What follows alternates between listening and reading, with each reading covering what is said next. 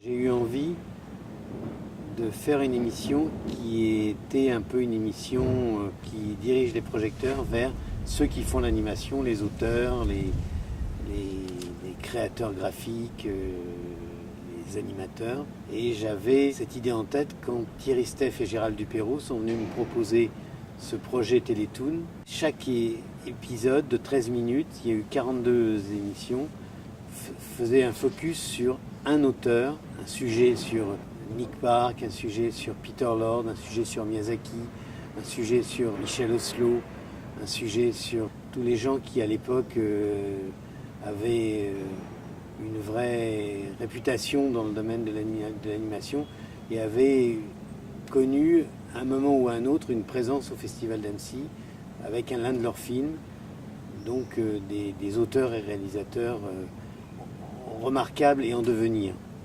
Et donc on a fait cette émission de 42 x 13 qui m'a donné l'occasion de rencontrer des auteurs que j'admirais et avec lesquels j'avais envie de travailler, dont Michel Oslo, qui avait fait une série de courts-métrages qui s'appelait Cinécie en silhouette et qui était un peu en panne de financement de ces projets. Donc là, nous est venue l'idée à l'un et à l'autre de collaborer ensemble et de collaborer ensemble sur un programme qui s'appelait Les Contes de la Nuit, où l'idée c'était de faire un spécial qu'on a vendu à Canal+ et à Channel 4 en Angleterre, qui était un spécial dédié à un public enfant, mais composé de 3 contes en silhouette, dont la Princesse des Joyaux, qui reprenait le principe de Cinécie qu'il avait fait précédemment. Ça permettait de financer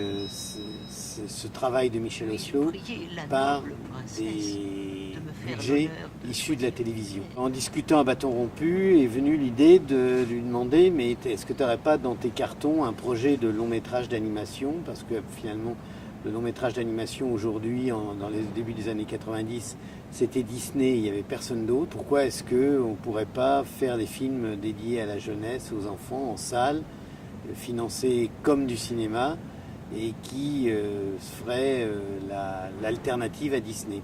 Et là, il est revenu quelques temps après avec le projet de Kirikou, qui immédiatement m'a paru être un truc absolument formidable, parce que d'abord, graphiquement, c'était superbissime. Il y avait déjà le personnage de Kirikou, de Karaba la sorcière, tous les personnages étaient dessinés, étaient magnifiquement présentés sous forme de dossier. Et puis il y avait ce scénario étonnant, adapté d'un conte africain qu'il avait transformé, l'histoire de Kirikou et cette sorcière qui ne fait le mal que parce qu'elle souffre et qu'elle a une épine plantée dans le dos. On est parti dans cette aventure. On a réussi à convaincre assez vite des partenaires comme Canal+, le Centre national du cinéma de nous accompagner. Mais on est parti avec un budget extrêmement serré qui à l'époque était de 20 millions de francs, ce qui pour un film d'animation comme Kirikou était évidemment beaucoup trop étriqué. Et du coup, on s'est vite retrouvé avec des soucis pour terminer le film, avec l'obligation de trouver des nouveaux partenaires financiers, d'aller à la recherche de nouveaux diffuseurs. On a contacté France Télévisions. Et à ce moment-là, France Télévisions sortait d'un film avec Yann Kounen qui s'appelait Doberman, qui avait défrayé la chronique parce que c'était un film ultra violent. Et quand je suis allé voir Jean-Claude Lamy, celui qui préachetait les films pour France 3, je lui ai présenté Kirikou avec des personnages tout nus, des petits-enfants tout nus. Il m'a dit, après l'ultra-violence, vous me proposez un film pédophile. Donc je suis revenu vers Michel en lui disant, écoute Michel, France Télévisions est prêt à rentrer dans le projet, mais il faudrait en mettre des pailles aux personnages. Et Michel m'a dit, hors de question, mais ils prennent mon film comme ça ou j'arrête tout. Donc je suis retourné vers France Télévisions qui a finalement accepté le film tel qu'il était et on a fait Kirikou, qui a été le succès, la surprise que maintenant tout le monde connaît, c'est-à-dire qu'on a démarré la distribution en 97 sur 73 salles qui étaient complètes tous les jours.